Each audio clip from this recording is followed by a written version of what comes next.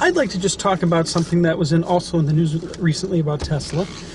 Recently, a sensationalized headline about Tesla, big surprise, aren't they all sensationalized, came about due to the suspensions in the cars.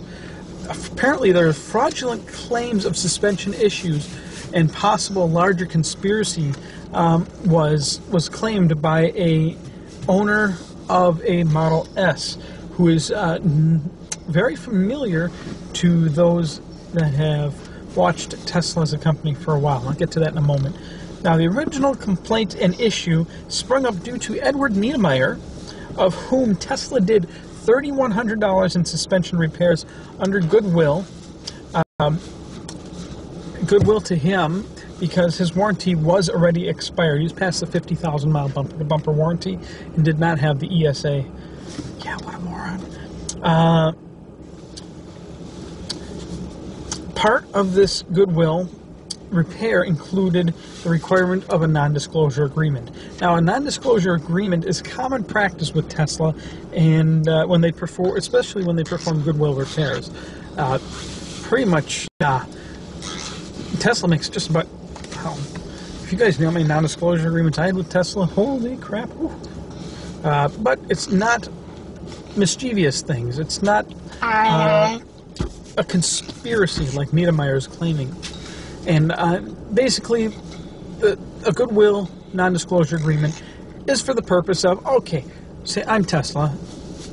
Okay, we're going to fix that for you, even though you're outside of warranty. We'll cover the cost.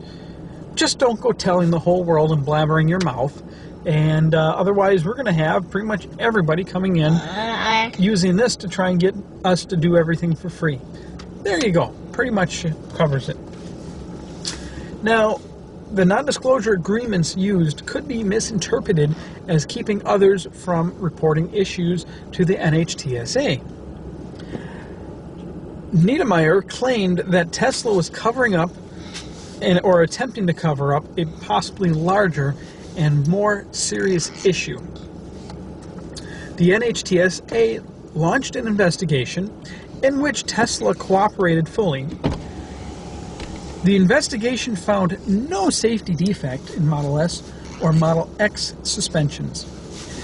Tesla's press release also directly called out Niedermeyer, stating that he could have some financial gain by negatively affecting Tesla's stock price.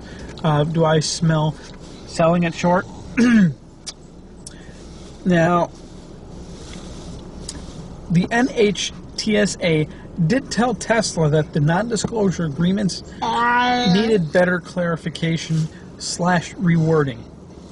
To clarify that they, Tesla, are not restricting people from reporting issues to the National Highway Transportation Security Administration. It gets better. Elon released a series of Twitter statements and reported that 37 out of 40 complaints about the suspension issues to the NHTSA about the Model S suspension were fraudulent. He followed up with a statement that one or more people sought to create a false impression of a safety issue or none actually existed. The fraudulent complaints to the NHTSA used fake information such as false vehicle location. As example of that would be a vehicle that's registered and kept in New York, but the claim states that the vehicle is registered and kept in California. Now, I could see one or more of those. Say I'm in Wisconsin.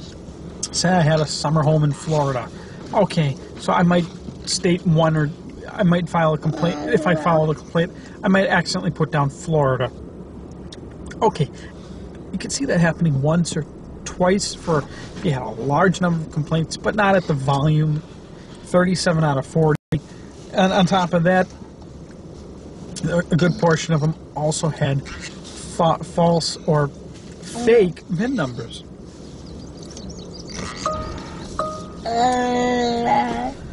Elon final statement was, it would seem to indicate that one or more people sought to create the false impression of safety where none existed. And the question is, why? It should be noted that this isn't the first confrontation between Niedermeyer and Tesla. As Niedermeyer started, I can't read my own handwriting for my notes, started the Tesla Death Watch.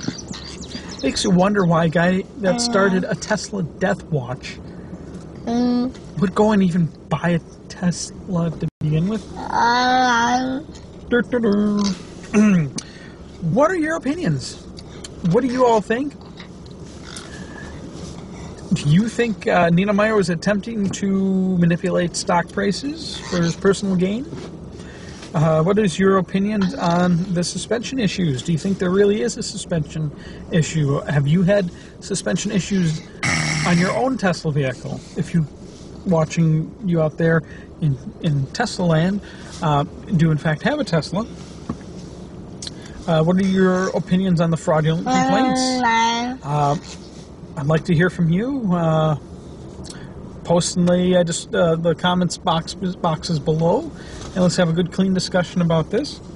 Keep it clean. Don't forget to like and subscribe, and I'll see you all next video. Smile, cheese.